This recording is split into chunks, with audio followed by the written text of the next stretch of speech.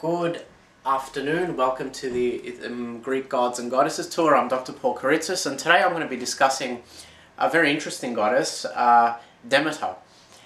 Demeter in classical mythology is painted in the cosmological domain as a fundamental aspect of Mother Nature.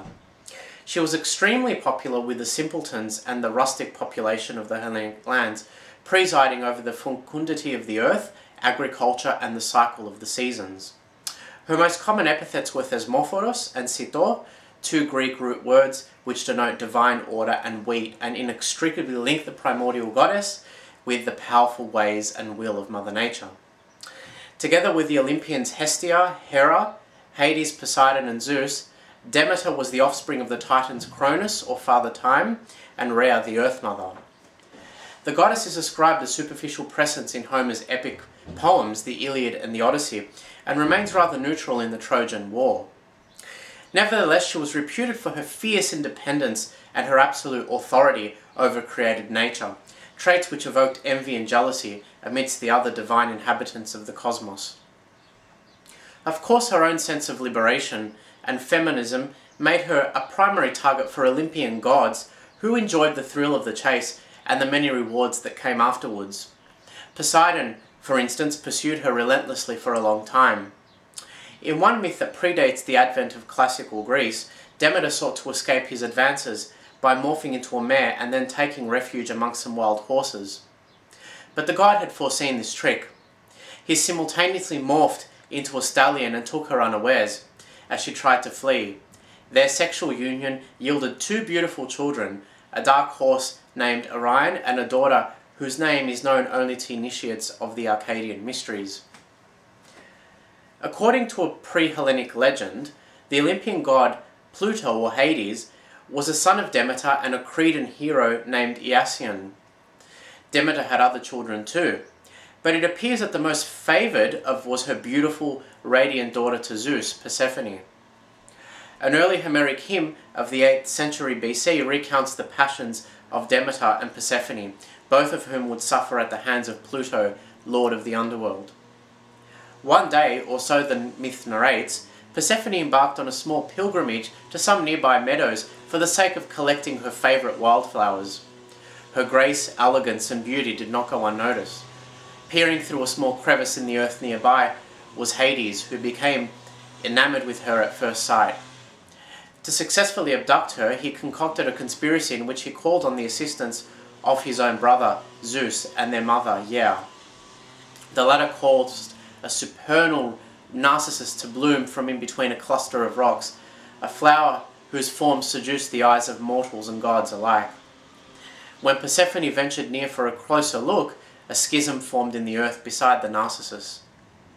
Within microseconds, the stoic Pluto emerged riding his coal-black steeds, charging straight towards his abductee. Poor Persephone didn't know what hit her. One minute she was perusing the loveliest flower she'd ever seen, and the next she was being hauled onto a jet-black chariot that was travelling near the speed of light. The goddess's anguish coursed through the earth, the mountains and the seas, eventually reaching the ears of her own mother. Demeter, who'd been ruminating on Olympus, immediately dropped what she was doing and began searching frantically for her beloved daughter.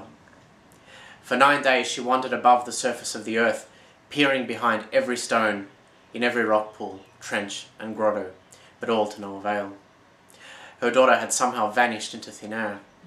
Soon afterwards she was summoned to the abode of the sun god Helios, to his bejewelled palace in the mount of the sky, where she learnt of her daughter's lamentable fate. Persephone was now Pluto's prisoner in the grief-ridden and shadowy underworld. Hurt by Zeus's betrayal, and now riddled with vehemence towards him, Demeter withdrew from communion of any sort and refused to participate in divine or earthly affairs. She inverted her own nature and turned in her own thoughts, feelings and ideas, severing her connection to the environment and to the cosmos at large. As a consequence, the vital life force of the earth was spirited away, leaving behind only an inert carcass. Plants and animals died and withered away. The soil was purged of its rich nutrients, and skeletons of ghost trees were the only inhabitants of once vital and animistic forests. Coerced into action by the imminent devastation of life, Zeus issued a decree for the immediate release of Persephone from the subterranean womb of the deceased.